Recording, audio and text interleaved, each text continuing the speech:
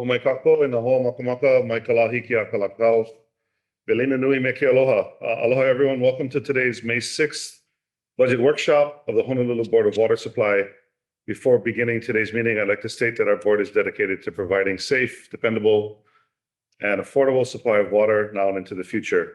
At this time, we'd like to share a brief recording with reminders on public participation as well as virtual meeting regulations, board members as required by law. Materials for this meeting under HRS Section 92-7.5 are accessible at boardofwatersupply.com/board meetings.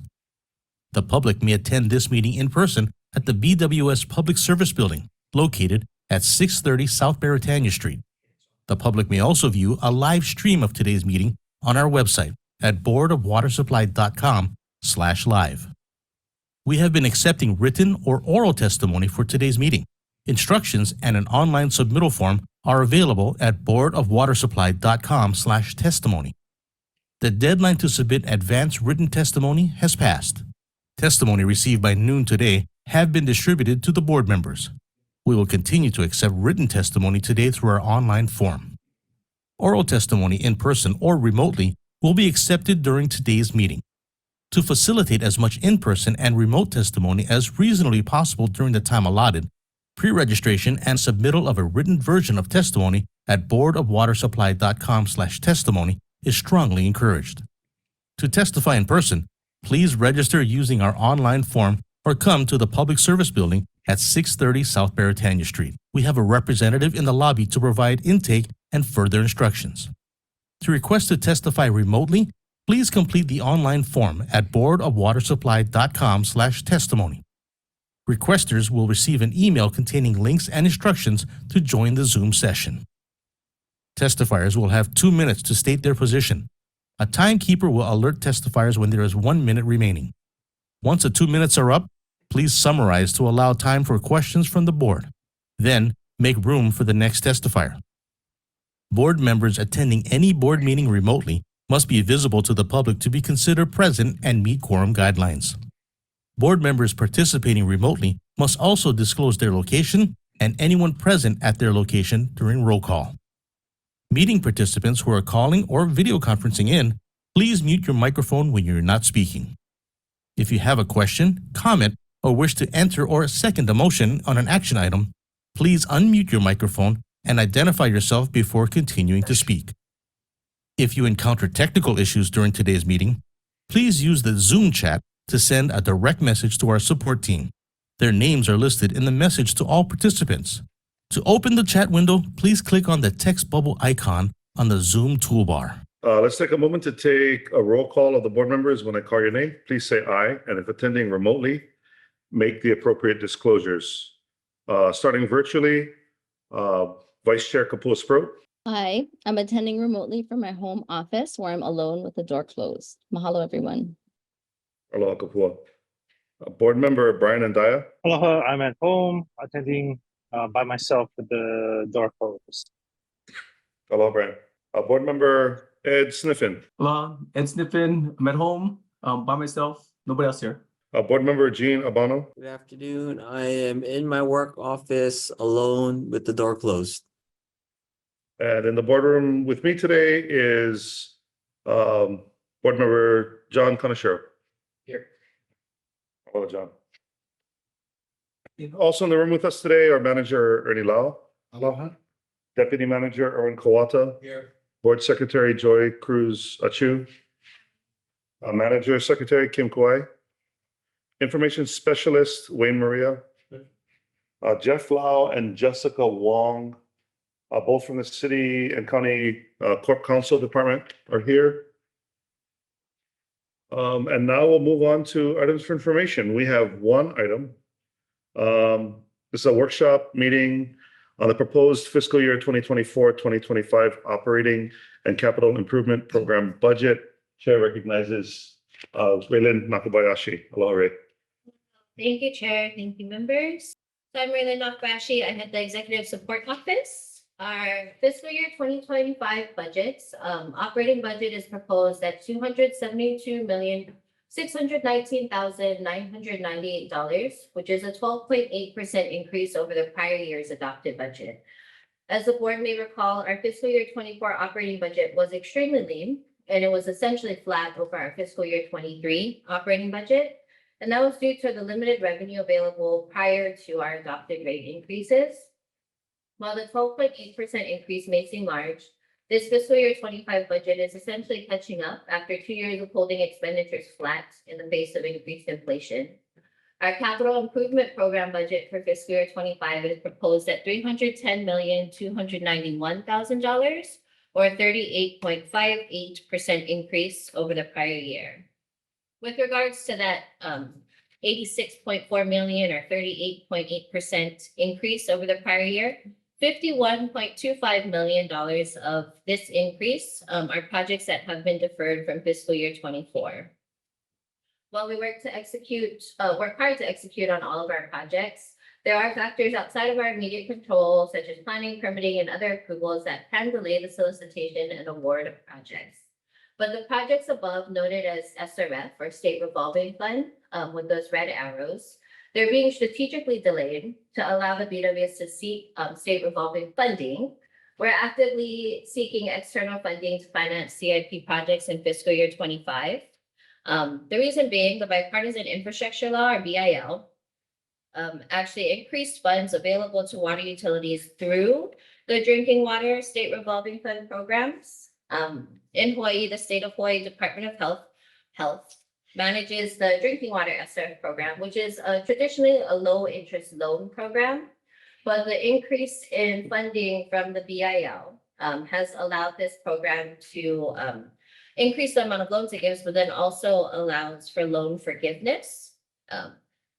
And this program is available for a wide range of drinking water projects, including upgrades to water treatment plants, water distribution and piping systems, PFAS treatment, and lead pipe replacement if necessary.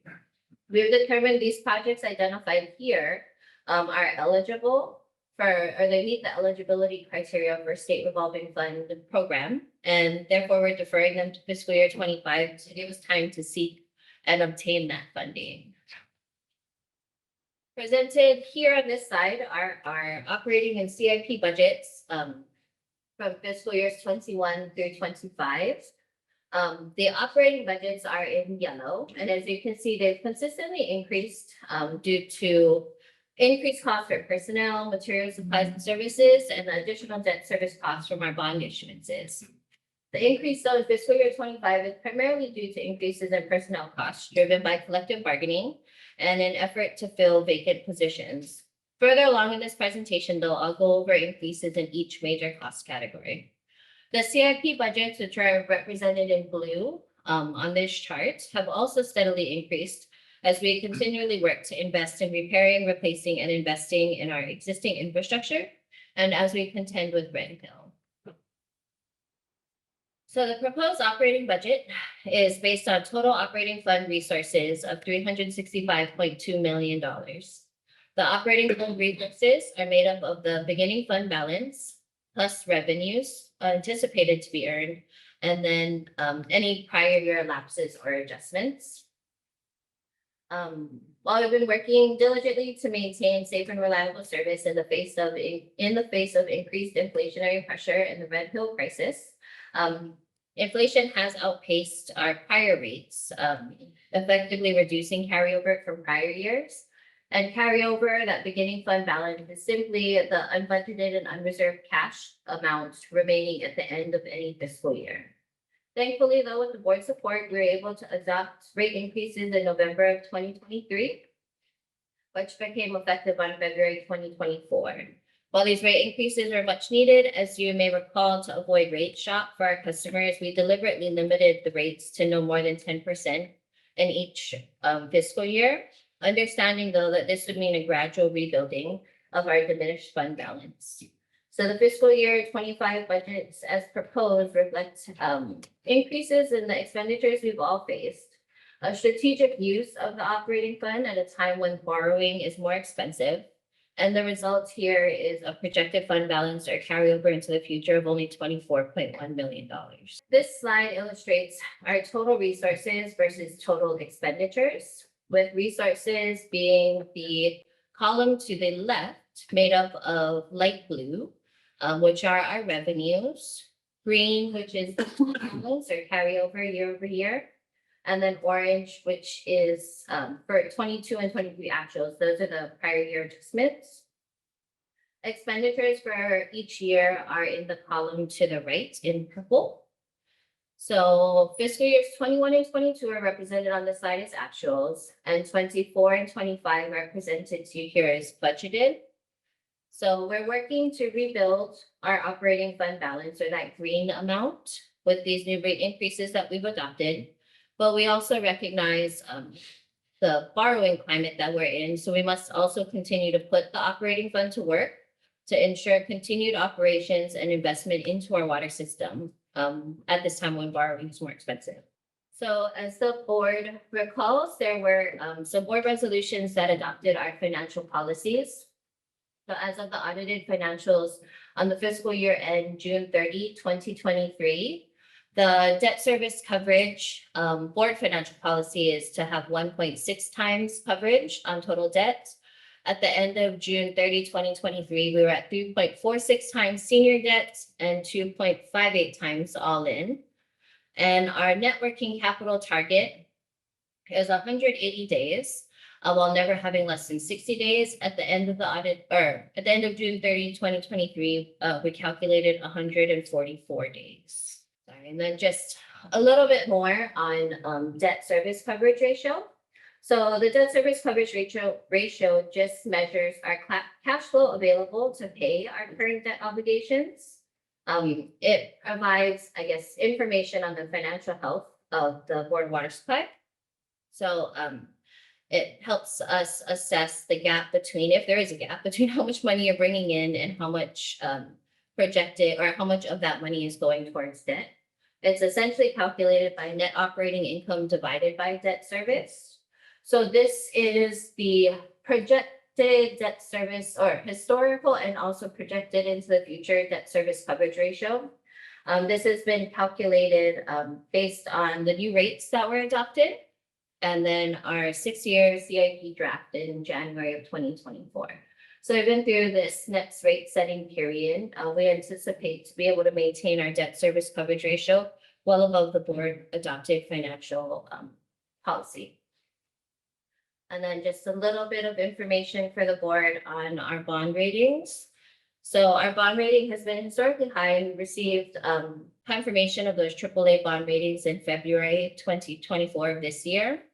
We received AAA from both S&P and Fitch, and both with stable outlook. So the total operating fund budget, this is all operating fund expenditures in fiscal year 25, is proposed at $341.1 million. This is made up of materials, or 26%, or $88 million in materials, supplies, and services, $71.8 million in departmental fixed charges, $64.2 million for personnel services, $42.5 million for debt service, $68.5 million of operating funds or cash will be used to fund projects in the capital improvement program, and a small amount, but $5.9 million for equipment. So this slide breaks down in the same color scheme, but just not in a pie chart. We've got bar charts here for actual operating fund expenditures from fiscal years 21 through 23, and then the budgeted operating fund expenditures for both 24 and 25 is proposed. So as we continue to grow our CIP, we're continuing the mix of financing between bonds and operating funds. This is reflected in the growth of the debt service category, which on the slide is blue. As current interest rates to borrow are higher than in prior years, BWS has made a conscious decision to utilize operating funds as means to pay for projects and alternative financing, such as the State Revolving Fund loan programs and the Water Infrastructure Finance and Innovation Act, which is WIFIA, and it's a loan program directly with the EPA. If we remove the cash or operating fund going into the CIP program, and we just look at our operating budget expenditures year over year, there's approximately $30.9 million, or 12.8% more budgeted in fiscal year 25. than was budgeted in 24. So there's a $10.3 million increase in the personnel services category, and that is reflective of our focus on funding and filling positions in fiscal year 25. There's a $7.8 million increase in fixed charges, and that is primarily due to increased funding related to anticipated COVID-19 temporary hazard pay settlements. And there's a $5.4 million increase in material supplies and services, and a $4.3 million increase in debt service cost in the next year. So I'm going to be covering each of those major expense categories separately.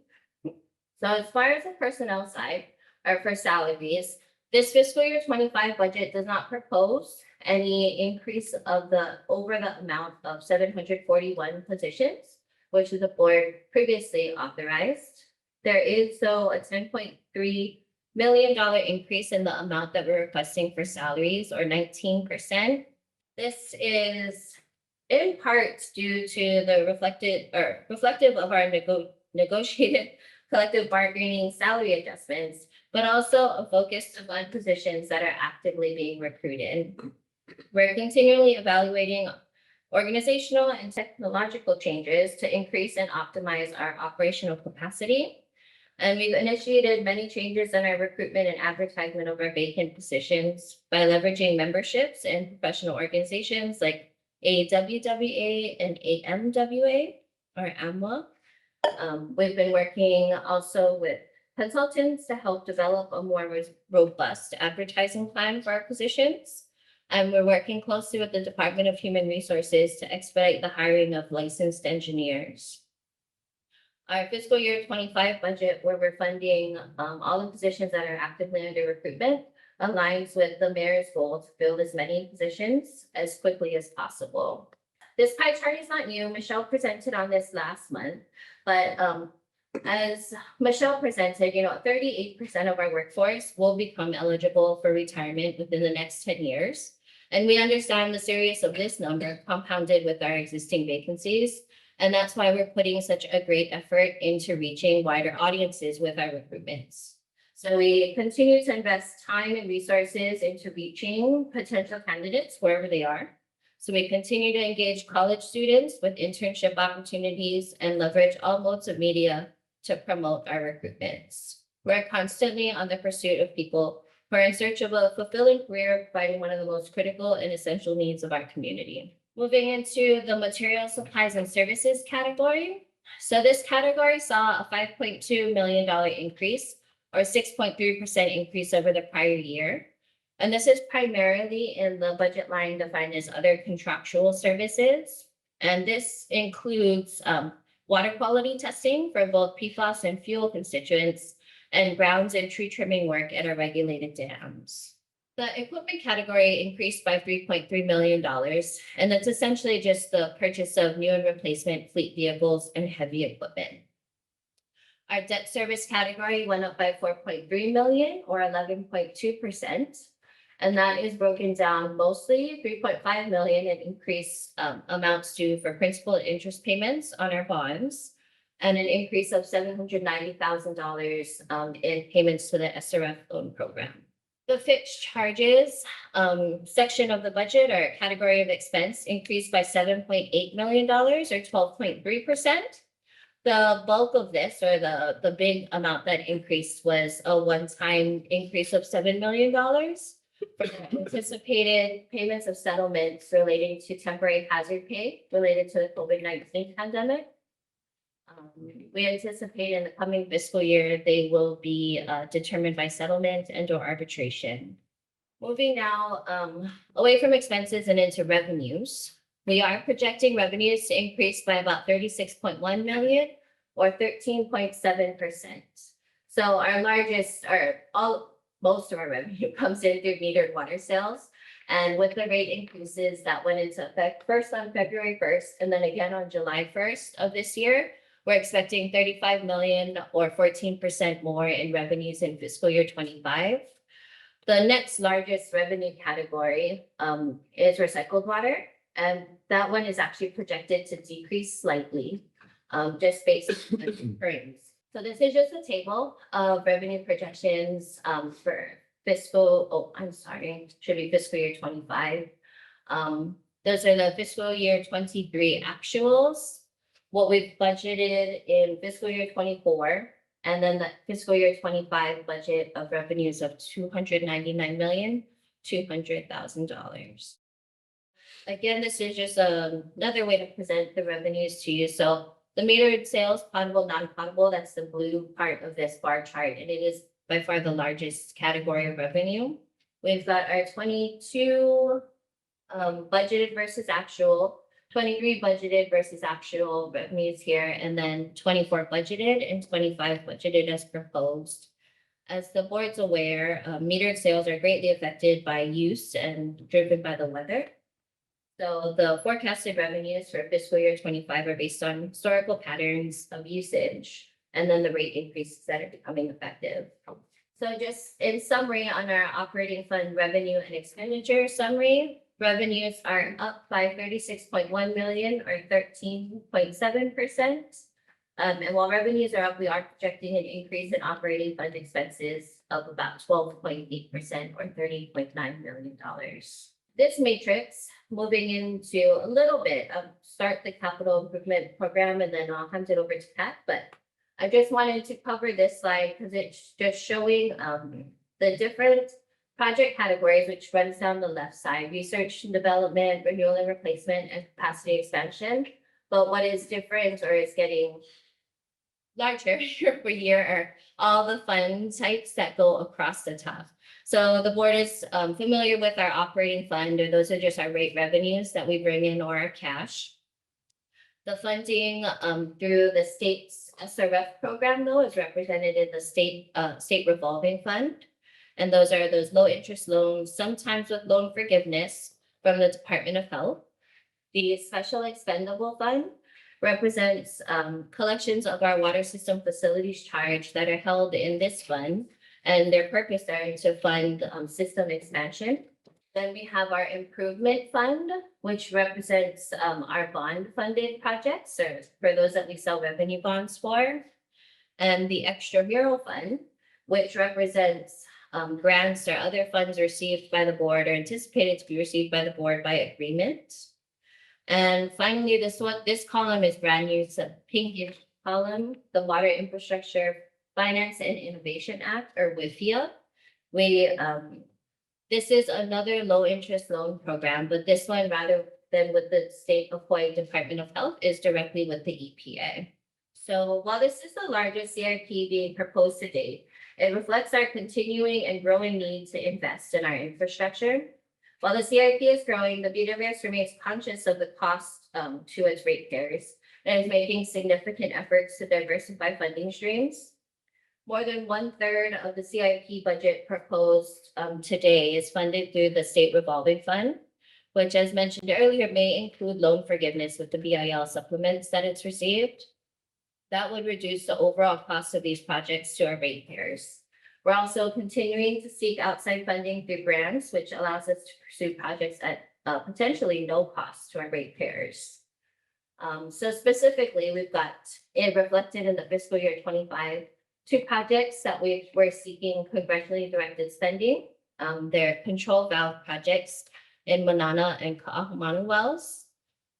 The low interest financing, there's 111.8 million in state revolving fund or SRF projects that has been requested, and 54.7 million in WIFIA.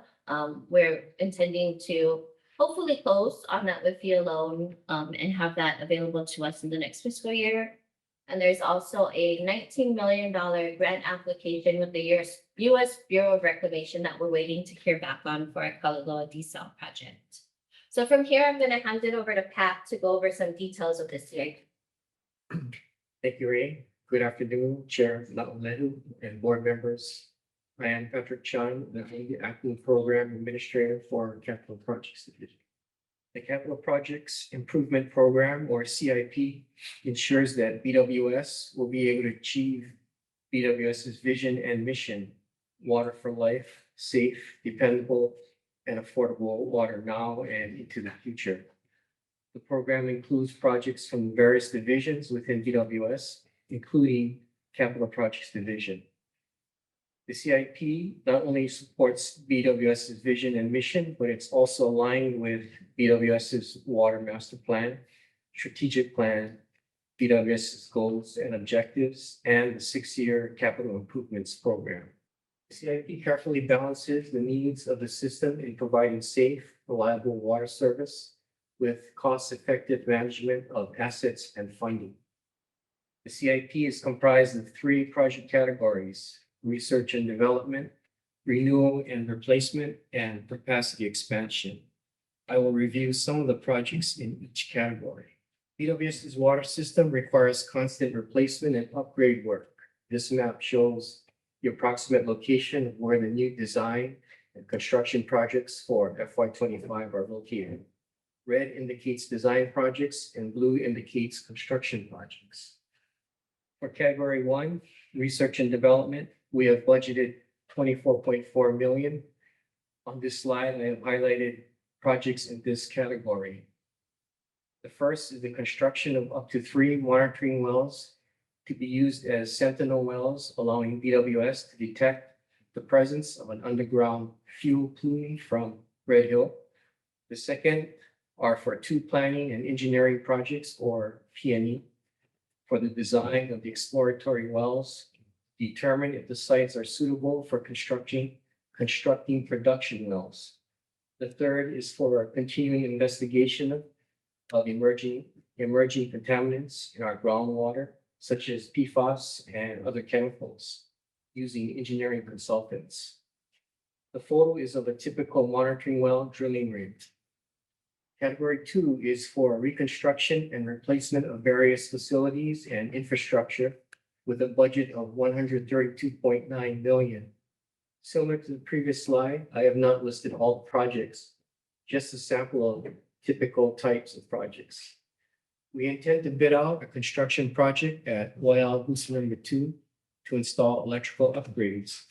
These upgrades typically include motor control center replacement, new power and control wiring replacement for pump motors and control devices, interior and exterior control building lighting replacement, and replacement of general use power receptacles. These types of projects may also include pump and motor replacement if water system operations determines the equipment needs replacement. The Keolu Hills Water System Improvements is a typical water replacement project involving replacement of aging water mains and fire hydrants. The project meets the latest BWS water system standards, including cathodic protection to prevent premature corrosion and installation of fire hydrants that meet the 350 feet distance separation requirements and other placement criteria. In FY25, we'll be starting the design for the replacement of the water control center at Wildlife Iki Booster number 3. At all of our pumping stations, whether well or booster, there is an MCC, which basically consists of various electrical power and control signal sections. The first is the incoming section, or HECO electrical service, including hardware for HECO metering. Then there's the main breaker section for all electrical power. Then the section for transforming HECO's incoming voltage, typically 480 volts to 120 volts for controls, and general building power for lighting, miscellaneous equipment, and receptacles. Then there's the section for pump motor controls and a section for telemetering hardware for communications and controls with BWS Veritarian Control Center. And then finally, there's the gauge board that displays system information, such as station flow rate, system discharge pressure, station suction pressure, and reservoir level. The photos are of a typical booster pump station, a reservoir, an MCC that is 30 years old that needs to be replaced. Category 3 is for capacity expansion, which has a budget of 116 million. These projects include construction of an additional well at Mount Pool Wells, construction of a new 3 million gallon reservoir in East Kapolei for recycled water, construction of the new desalination facility in Kalaimoa, the design for a new well at Manoa Wells 2, and the design of a new redundant 42-inch main from Liha to Wai'i'i. The photos are of the Maupu Wells site control building and an aerial view showing the location of the new Kalaimoa desalination facility. Now I'm going to turn it back over to Ray, who will continue with the FY25 budget summary. Thanks, Pat. So, in summary, we are proposing a $272,619,998 operating budget and a capital improvement program budget of $310,291,000 funded, as we mentioned before, across various types of funds. So our fiscal year 25 budgets remain focused on our vision, Kamai'ola. To ensure safe water, we will continue to comply with all drinking water regulations, including 2 new major rule changes related to PFAS and lead and copper. On top of our mandatory compliance, we are working to ensure that the Red Hill crisis does not impact our customers through continued testing and the development of monitoring wells to characterize contamination within the aquifer. To ensure dependable water, we will continue our Water Master Plan update in fiscal year 25, which will help us guide the implementation of high priority projects. And finally, to ensure affordable water, we will continue our strong financial management practices and exercise fiscal prudence. We're also continuing to seek sources of funding from the federal and state governments where available. And that wraps up our budget presentation for this year. I'm available for any questions the board has them. Members, any questions?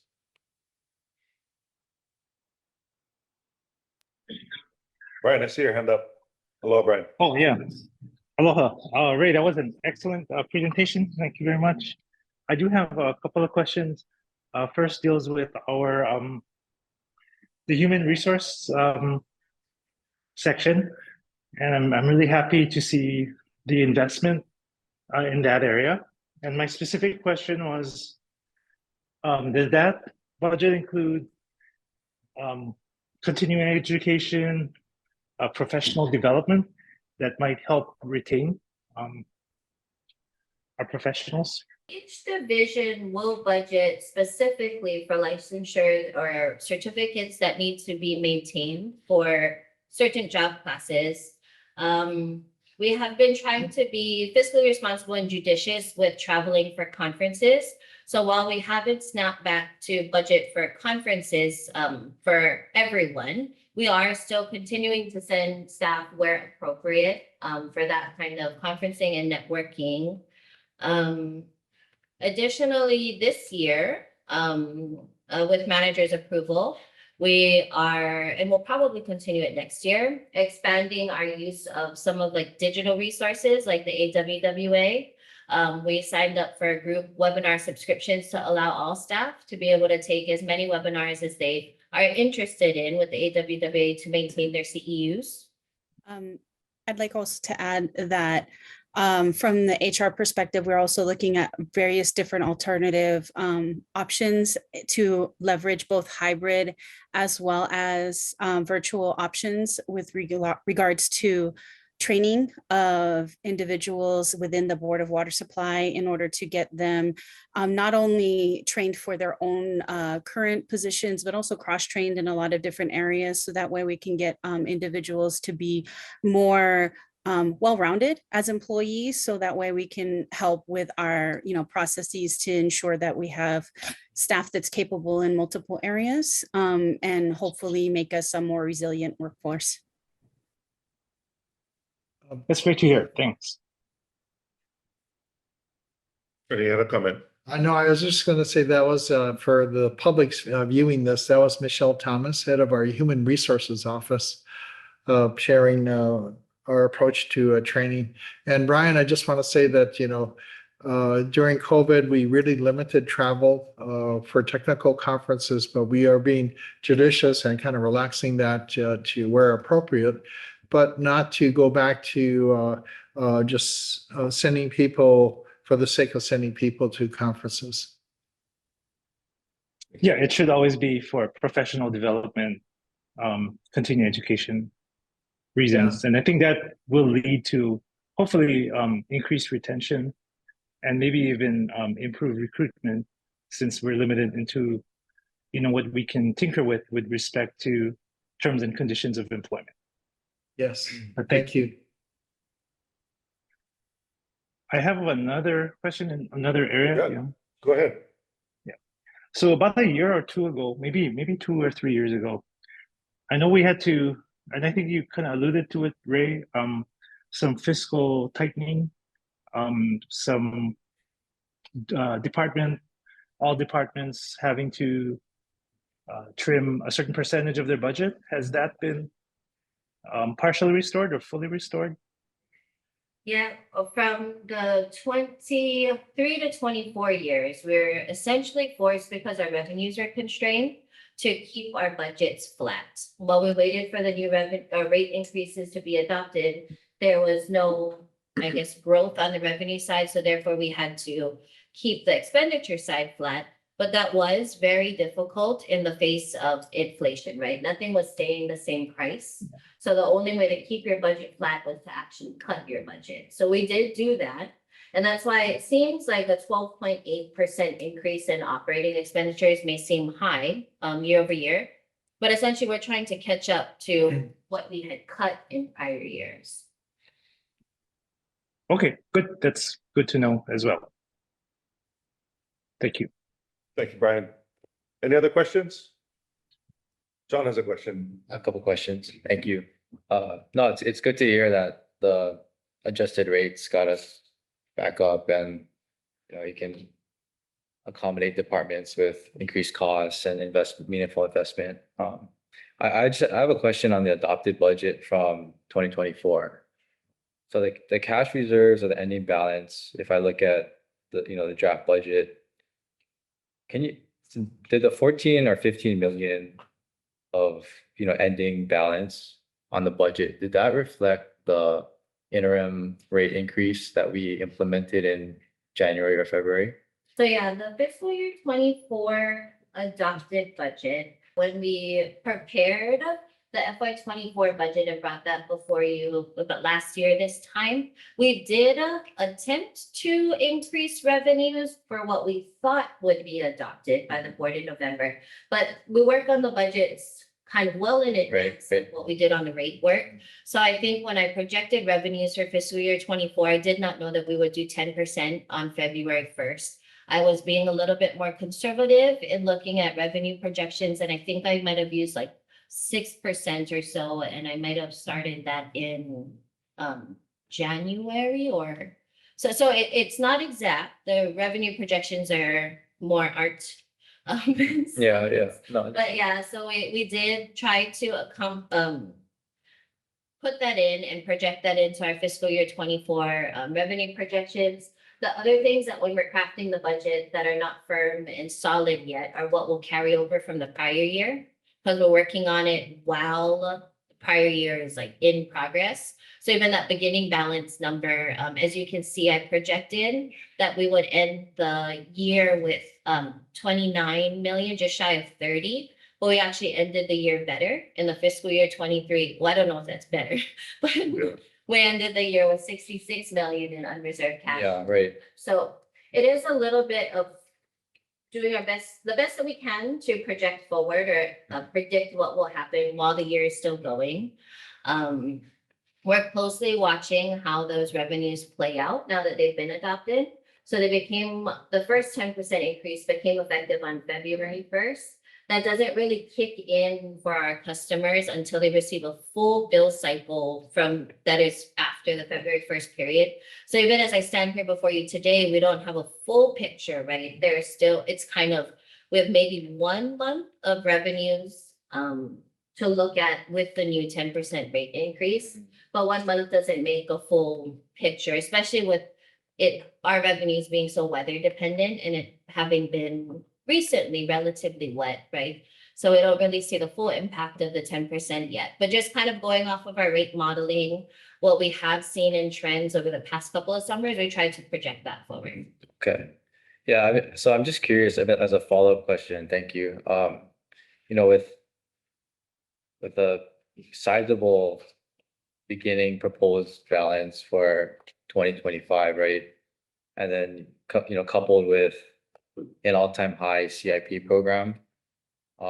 Mentioning, and not to understate the work that the board has done in the previous years, but just to question the CIP itself.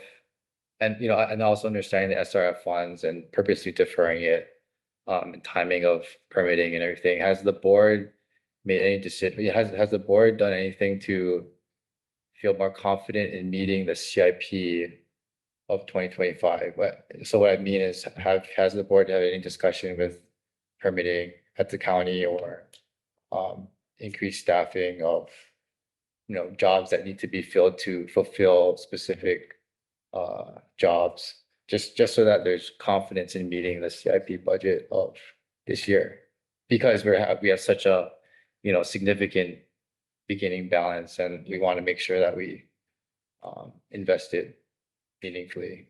And thank you, Jonathan. I appreciate that question. And I do think the deferral of the 51.25 million though will help us kind of with the cadence of the budget to an execution. So these projects are essentially ready to go right now. Yeah, But part of what. yeah, it's just really executing the agreements for the federal funding Yeah, to be able to bid them out. So yeah. we're hope to get them a bid out in the first or second quarter of the next fiscal So year. that helps me, that helps Pat, when we try to plan the budget in a way where not everything's falling to the fourth. We, unlike the city and the state, do a 12-month CIP budget. So traditionally, things fall to the end of the year because we're working those projects in the beginning of the year to get them ready for bidding in the fourth. But this kind of strategic deferral where they were ready to go, but in discussion, we talked and these projects are eligible for SRF. So if they just hold a little bit and they just hold on and they don't put it out to bid, I can work with the state to see if we can actually get that SRF loan, get that commitment, and then they can take it out to bid. Yeah. Okay. That was kind of a strategic decision to try to leverage federal funds. Yeah, it makes sense. By delaying it. So kind of a preview. The performance on the current fiscal year, FY 24, when we report back to the board, it'll be not as good as it was in prior years. Because some of it was delaying projects to the next fiscal year to pursue the federal funds. Yeah, okay. Yeah, but if you took that off the 310 million, $6 million year over year increase, right? So 51 of that is projects that are essentially, the guys said ready to go. I'm just holding on bidding. Yeah, and it's gonna, okay. yeah, and if we took off that 50 million and put it into FY 2024 off the 310, it'll be closer to what we've been, a little higher than what we've been going from year to year, but closer. And with the new rate schedule, you feel more comfortable budgeting for it, right? So. Yeah.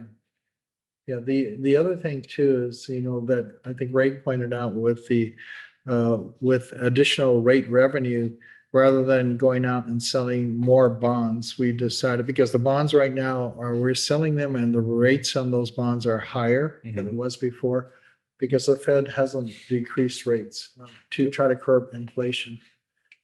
So right now we're trying to leverage the cash to reduce the long-term debt service. Okay, yeah.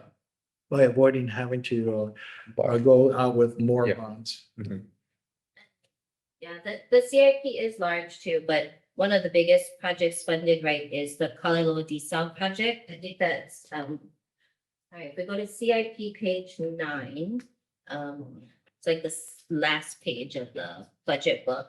You'll see that Kalelua's dumps in 68.7 million for the D-bomb itself, and then another 4.9 in project management. So that's a pretty big chunk of the budget on a project that's already procured. Yeah, it's already funding it over multiple years. So that does give me, I guess, more that it looks big, right? But how much of this is brand new that we have yet to work on? Not as much as would appear just in the 310 million. But your point, John, is well taken.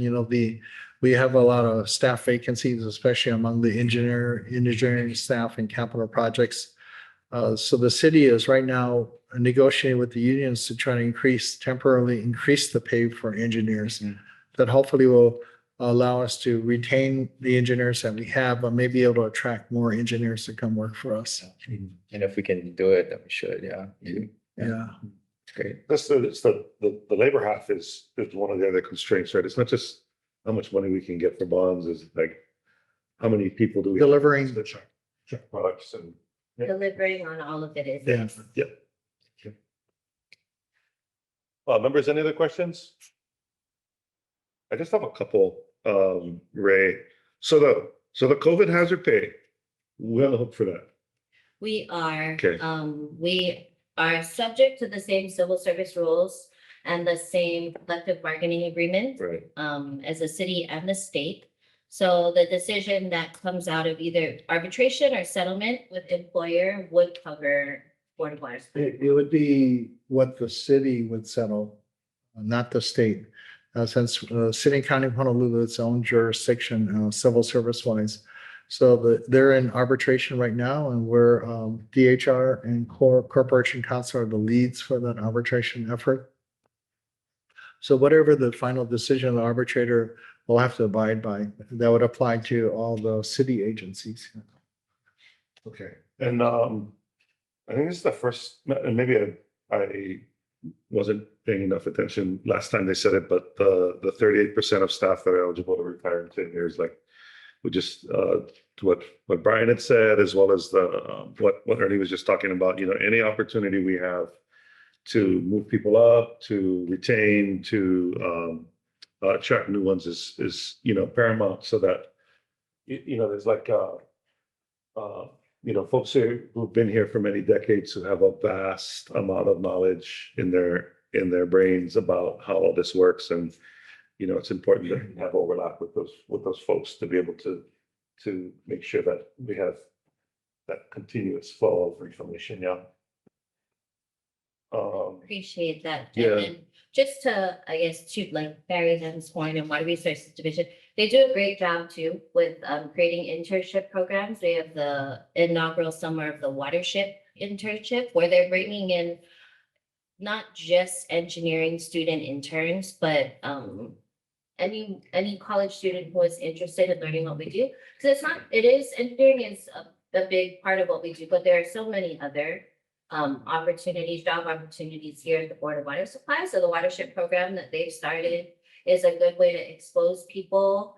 Under Ernie's leadership, we've even tried with the high schools, like Kahu High School, I think, had a Engineering Academy, Academy of Engineering. Yeah. So yeah, we're trying to attract people, let them know what it is that we do. It's not just engineering, you know, there's other things too that you can become a part of here. But yes, it is a daunting number. 38% could go within 10 years. Yeah. And Ray's doing her part. I think you had 4 Polo students. Yeah, I had 3. 3 Polo Yeah, students. we participated in the Polkella internship too. Good. I mean, we're at almost every job fair, I think, that we can be at, to try to get people. But yes, I agree that the internal part too, the mentorship, like the things Michelle brought up, supervisor, like kind of academy or supervisor track of like, you may not be a supervisor yet, but if you aspire to be one, you know, let us teach you about all the things that comes with being a supervisor, whether it be investigations, doing interview panels, all of that we try to make available to people so they know what comes next, or they can hope to see like what Sure. comes next for them. Sure. And I probably should have started with this, but just thank you to the whole staff for preparing this and being as thorough as you guys have been. Really appreciate all the information. So thank you. You know, it's also just really encouraged to see the schedule towards the end of the PowerPoint that that had all the different ways in which we can access funds, cheap funds, or funds that become that transfer from loans to you know, grants and the like. I think like you know, being able to add to those, especially as we see more and more dollars poured into those buckets. It's just, I would encourage all of you to you know, stay on the gas with that, because every dollar, right, that we're getting federally is dollars that we don't have to apply to our ratepayers to keep the water system running. And just want to acknowledge the question that John had about, really meeting all of the CIP is like, to get to 20 miles of pipe a year is a huge task, not only in the dollar lift, but also in staff. So if we can get someone else to pay for it, just want to encourage that. Definitely. Thank you.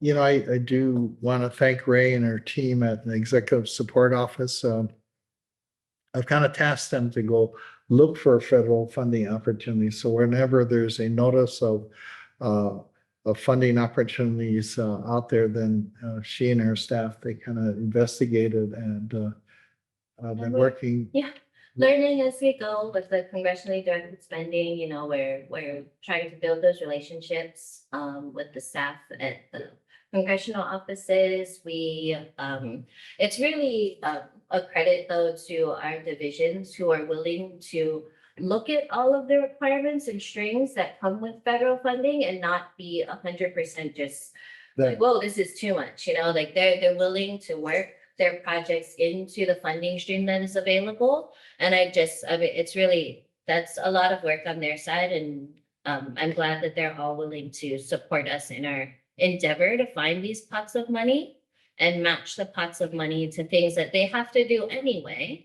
It's going to add a layer of work for them, but they're willing to do it. And, since we still have quorum, but Ed just dropped off a minute ago to go fix the Maui runway. So since he's gone, I'm going to give him up. And then maybe we can get some of the team over here to talk to some of his staff, because I know Ed is always trying to find federal dollars to keep the roads paved and the airports running and everything else. So if there's any kind of, that's why they're on not only because we keep digging up their roads to lay pipe down, but that's why we're here, right? Is so that we can all kind of work together. We can actually learn from Ed. Yeah, well, every time I talk to Ed, I learn 1 or 2 or 10 things. So he's a pretty knowledgeable guy. But yeah, I think that the days, right, of it being a nice thing to get some dollars from Congress is kind of over. It's now like it's imperative to keep up with the climate change risks, and then also too, if they're giving money, we paid for it, right? We're taxpayers, we paid for it. So let's go get some of those dollars. Yeah, to follow up on what Ray mentioned earlier too, the funding opportunity is there. We get approval for the funding. The challenges are implementation and complying with any kind of federal funds comes with a lot of strings and requirements. Right. So I appreciate our team here being willing to take that on. I know that they're not always happy with the manager about that, but if we can unlock the key to learning how to leverage federal funds, at the end of the day, that is a tremendous benefit to our community, to our ratepayers. So And we'd like to take that effort. Go ahead. Yeah. If I can just add, I just really wanted to mahalo Ray and all of her staff in working on this. In my old age, I have seen many BWS budgets, and I have to say that I'm so impressed with the amount of federal dollars that you folks are looking to bring in at the deferral of CIP in order to consider use of that federal money, and just the diversification and the way that you folks have gone at this, how we've reduced, the carryover from years prior. So thank you so much for all of your hard work and really getting this to where it is. I think for those who only look at the PowerPoint, there's tons underneath all of that in order to get us here. So I just wanted to acknowledge all of your folks' hard work and thank you. Mahalo. Yeah. And then so this workshop sets us up to discuss this in the next board meeting to approve. Yep, we will be having a public hearing on the budget on May 28th, 2 p.m. preceding our regular board meeting. The public hearing notice will be running in the paper, I want to say next week, to give the public advance notice of the public hearing. And then, yes, that will be the last time we present the budget to the board. Before in the regular meeting, we hope that you consider taking action on the resolution to appropriate the budget as presented. Thank you so much. Members, any other questions? Oh, good question. John? I'm just curious, the executive support office and the water quality, the professional services line item, is that attorney's fees? I mean, So it's a significant, I Yeah. just want to know, like, Wait, if you could for me jump to op-3, that is my budget. The executive support It is. admin. Or actually even you could go to op-2, which is my entire office for executive support. And while Wayne is bringing that up, and we were gonna go to about the middle of the page, 4270 professional services. Yes, in executive support, I do oversee our risk management function. So there are some legal service costs in there. There's also some of the legal costs, the board's aware, like other expert costs for Red Hill. It does go up and down depending on what we're facing. So this is a down year where I've reduced the budget a little bit. And then if we go to water quality, I think if we go to op-10, OP-10, water quality, you'll see we're looking at 4270 again, and probably 4250 other contractual services. So here you'll see other contractual services in the water quality division is primarily their laboratory testing that we send out. So that line has gone up, as you can see, almost 1.44 million over the prior year, and that's reflective of all the additional tests that we're running for compliance, and then also for the Red Hill.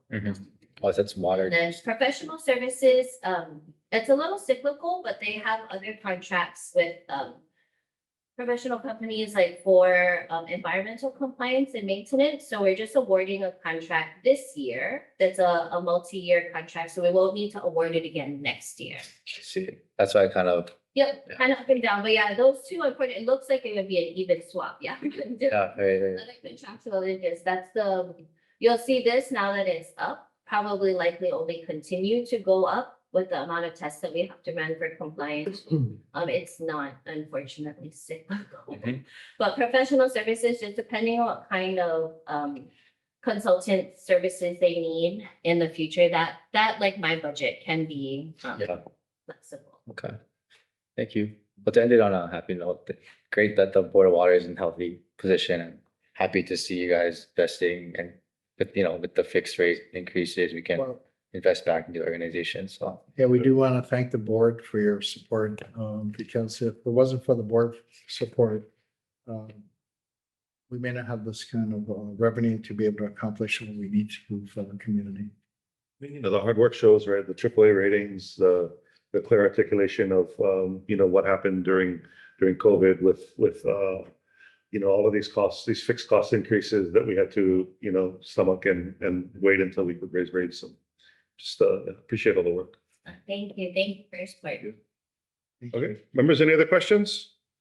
Okay, hearing none, that brings us to the end of our regular board agenda today. If there's no other business, is there a motion to adjourn? Moved by John, Second? seconded by Kapua. All those in favor say aye. Aye. Aye. All those opposed say nay. All right, hearing none, we're adjourned. Thank you, everyone.